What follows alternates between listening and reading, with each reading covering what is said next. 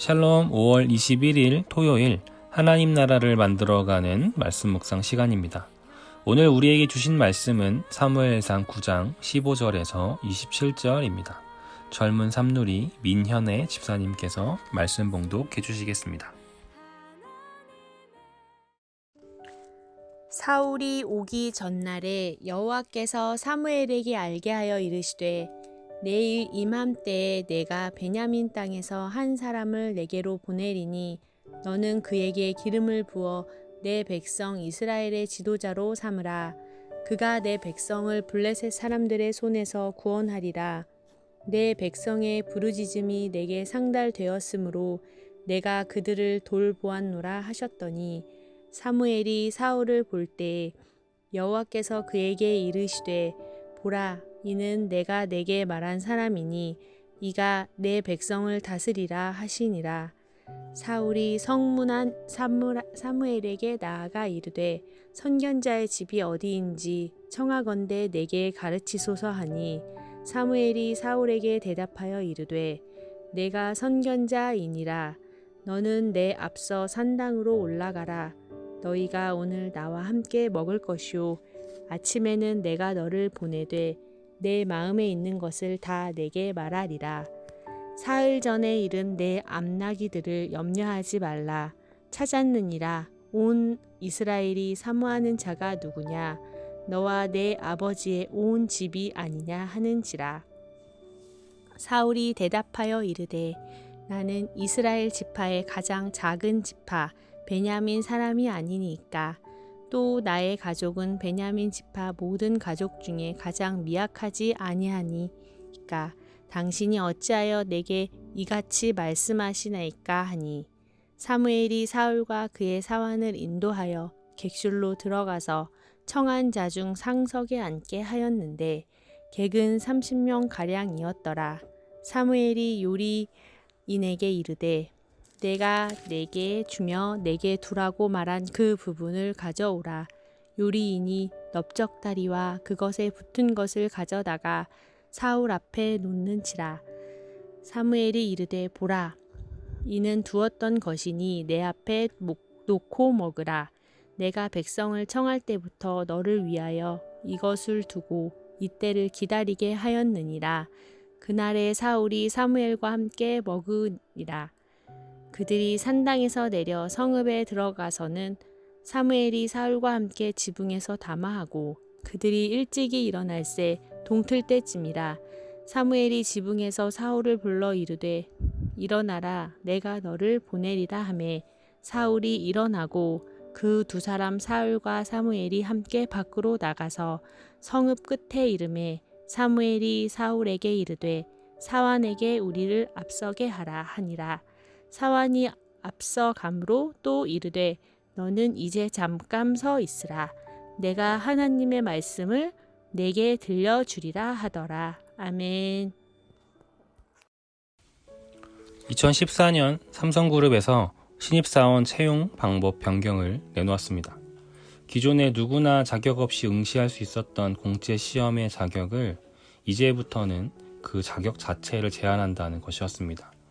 이때까지 한 해 평균 약 20만 명가량이 삼성 공채 시험에 응시했는데 인원 자체를 10분의 1로 줄였습니다. 그 자격의 제한에 큰 문제가 있었던 부분은 바로 총장 추천제라는 것입니다. 각 대학별로 총장들의 추천을 받은 학생들만이 이 시험 자체를 볼 수 있게 됐는데요. 문제는 삼성이 각 대학별로 등급을 매겨서 이 추천을 받을 수 있는 숫자까지도 다 차등해서 정해주었다는 것입니다. 즉 이미 대학에 입학할 때부터 삼성에 들어갈 수 있는 사람과 들어갈 수 없는 사람이 정해져 버린다는 것입니다. 아무리 대학에 가서 그때부터 정신 차리고 공부해도 이제는 기회조차 주어지지 않는다는 것입니다. 당시에 이 사실은 사회적으로 큰 파장을 일으켰습니다. 물론 약 10년이 지난 지금의 관점에서 그때를 돌아본다면 이 변경된 이 입시 채용안조차도 지금으로선 그 기회가 커 보입니다. 이 일로부터 약 10년이 지난 지금 이제는 이것이 더 이상 논란거리가 아니라 당연함이 되어버렸습니다. 그리고 이젠 그 바늘구멍과 같은 기회를 잡기 위해 스펙 쌓기 논란, 내신 입시 비리 등의 논란 등으로 우리 사회는 대변되고 있는 상황입니다. 그들 개인의 잘못도 분명하지만 저는 그 개인에 대한 분노보다는 개천에서 용난다는 말이 이제는 옛말이 되어버린 오늘의 현실, 이로 인해 태어날 때부터 부지런히 스펙을 쌓지 못하면 꿈을 이룰 기회조차 주어지지 않은 우리 사회의 현실이 더 마음이 아픕니다. 제가 우신교회에 오기 전에 사역했던 교회는 분당과 평촌에 위치하고 있습니다. 두 곳 다 학구열이 높은 지역입니다. 그래서 그 지역에서는 1년에 한 번 정도 입시 컨설팅 업체에서 입시 설명회를 열곤 했습니다. 그런데 그곳에서 가장 많이 하던 말이 늦었다라는 말입니다. 서울대 가긴 늦었다. 스카이 가긴 늦었다. 미리 준비해라. 고1은 늦었고 중1도 늦었고 초등학생 때부터 아니 그 이전부터 미리미리 플랜을 세우고 그 플랜에 맞게 스펙을 쌓아가고 노력하지 않으면 이 경쟁에서 살아남을 수 없다는 말이었습니다. 그래서 그런지 고작 16, 17 되는 아이들도 입버릇처럼 하던 말이 목사님 전 이제 늦었어요 라는 말이었습니다. 이제 막 자신의 인생을 시작하는 그 나이, 이미 자신의 인생에 더 이상 기회는 없다고 좌절해버리는 그 아이들을 보면서 정말 마음이 아팠습니다. 슬프게도 세상의 기준은 정말 그렇습니다. 사회가 원하는 인재는 조금이라도 더 높은 대학을 나온 사람, 그 중에서도 성적이 좋은 사람을 선호합니다. 석박사나 외국에 유학을 한 사람은 더 인정해 줍니다. 그 외에도 탭스나 토익, IELTS 같이 언어가 되는 사람을 좋아하고 그 과정에서 여러 가지 사회적 경험을 한 스펙을 갖고 있는 사람을 더 인정해 줍니다. 세상은 남들보다 더 높이, 더 많이 가진 사람을 씁니다. 그래서 대부분의 사람들이, 특히 사회에 나갈 준비를 하는 많은 청소년들과 청년들이 더 높이, 더 많이 가지기 위해 소위 스펙을 쌓기 위해 오늘도 아둥바둥하며 살아가고 있습니다.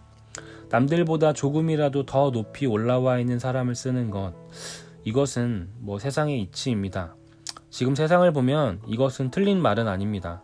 어찌 보면 바람직한 말이고 맞는 말입니다. 그러나 하나님의 식과 방법은 아닙니다. 높은 뜻 교회는 하나님의 식과 방법을 고집하는 교회입니다.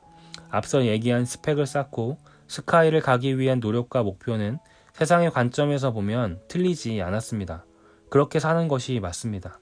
그러나 하나님의 자녀들이 살아가는 하나님의 식과 방법은 아닙니다. 오늘 함께 본 본문에는 사울이라는 청년이 등장합니다. 그는 이후 이스라엘의 초대 왕이 됩니다. 그의 말년은 하나님 보시기에 좋지 못한 모습으로 끝났지만 그는 40년이나 이스라엘을 다스린 왕이었습니다. 그는 암몬과 블레셋으로부터 위기를 맞은 이스라엘을 구한 영웅이었습니다. 이처럼 하나님은 사울을 쓰셨습니다. 사울을 사람들 위해 세우셨습니다. 그런데 아이러니하게도 사울의 스펙은 좋지 못했습니다. 9장 21절을 보면 사울이 대답하여 이르되 나는 이스라엘 지파의 가장 작은 지파 베냐민 사람이 아니니이까 또 나의 가족은 베냐민 지파 모든 가족 중에 가장 미약하지 아니하니이까 라고 기록되어 있습니다. 사울은 이스라엘 지파 중 가장 작은 지파인 베냐민 지파 사람이었습니다. 베냐민 지파는 가장 작기만 한 것이 아니었습니다. 사사기 20장에 보면 베냐민 지파는 나머지 이스라엘 지파들과 전쟁을 벌입니다. 그리고 결국 지파가 없어질 위기를 맞을 만큼 큰 타격을 입고 전쟁에서 패하게 됩니다. 베냐민 지파는 이스라엘 민족 중에서 반역을 꾀한 지파였습니다. 소위 말해 사울은 역적의 가문에서 왕이 된 것입니다. 단순히 베냐민 지파인 것만이 아니라 그 중에서도 가장 미약한 집안이었습니다. 하나님께서 선택한 사울은 이스라엘 지파 중 가장 왕이 나오면 안 되는 지파였고 가장 왕이 나올 수 없는 가문이었습니다. 하나님께서는 그런 곳에서 사울을 불러 세우셨습니다. 이에 대해 사사기 7장 2절에서 보면 그 이유를 찾을 수가 있습니다. 7장 2절에는 이스라엘 사람들이 자기들 힘으로 싸워 승리했다고 자랑하는 것을 듣고 싶지 않다. 하나님은 이렇게 말씀하셨습니다. 하나님께서 부르시고 사용하시는 이의 조건이 여기에 나와 있습니다. 세상은 높고 더 높은 곳에 있는 사람을 불렀습니다. 그런데 하나님은 낮고 가장 낮은 곳에 있는 사람을 불러 쓰십니다. 하나님은 힘세고 지혜 있는 자를 쓰신다 하지 않고 본인 스스로 나약하고 보잘것없다 하는 사람을 찾아 부르십니다. 이러한 하나님의 원리는 모든 곳에서 나타납니다. 모세를 부르실 때도, 다윗을 부르실 때도, 예수님께서 베드로를 부르실 때도, 그리고 우리를 부르실 때도 마찬가지입니다. 하나님께서 찾고 부르시는 사람은 하나님의 영광을 가리지 않는 사람이기 때문입니다. 하나님께서 사람들 앞에 세우시는 사람은 하나님을 두려워할 줄 아는 사람이기 때문입니다. 모든 것이 하나님의 은혜임을 고백하며 사는 사람, 내 능력으로 얻고 내 능력으로 올라간다 생각하지 않고 내가 보잘것없고 자격 없음에도 주님께서 쓰시고 세우시기에 이 자리에 있다고 고백하는 사람, 그 어떤 상황에서도 하나님의 영광을 가로채지 않고 다른 사람들로 하여금 하나님의 능력을 볼 수 있게 하는 사람, 하나님은 그런 사람을 들어 쓰십니다. 모든 것 맡겨도 자신이 그것의 주인이라고 착각하지 않는 사람, 그 모든 것의 주인은 하나님이라고 고백하는 사람, 하나님께서는 그 사람을 높여주십니다. 우리 우신 공동체 성도님들, 우리 모두가 이러한 사람들로, 이러한 교회로 더욱 지어져 가기를 바랍니다. 하나님을 주인으로 삼는 사람, 하나님이 주인 되시는 교회, 세상의 방법과 이치가 아닌 하나님의 식과 방법을 고집하는 사람들, 그렇게 하여 삶 속에서 하나님이 드러나는 사람들이 되어가기를, 하나님 나라가 만들어 가져가는 그런 공동체 되어가기를 주님의 이름으로 축복하고 소망합니다. 기도하겠습니다. 거룩하신 하나님, 우리가 세상의 뜻과 법이 아닌 하나님의 식과 법을 고집하기로 결단하고 높은 뜻이란 이름으로 모였습니다. 하나님, 우리 각 삶에서 나의 뜻, 세상의 뜻은 죽고 하나님의 뜻이 살길 원합니다. 우리 교회가 하나님의 뜻이 이루어지는 교회가 되길 원합니다. 그리하여 각자의 삶과 우리 공동체를 통해 하나님께서 드러나시고 하나님 나라가 펼쳐지게 하옵소서. 예수님의 이름으로 기도드렸습니다. 아멘. 말씀을 마쳤습니다. 우리 삶과 공동체에 하나님의 뜻이 이루어지길 구하시며 함께 잠시 기도하시면 좋겠습니다.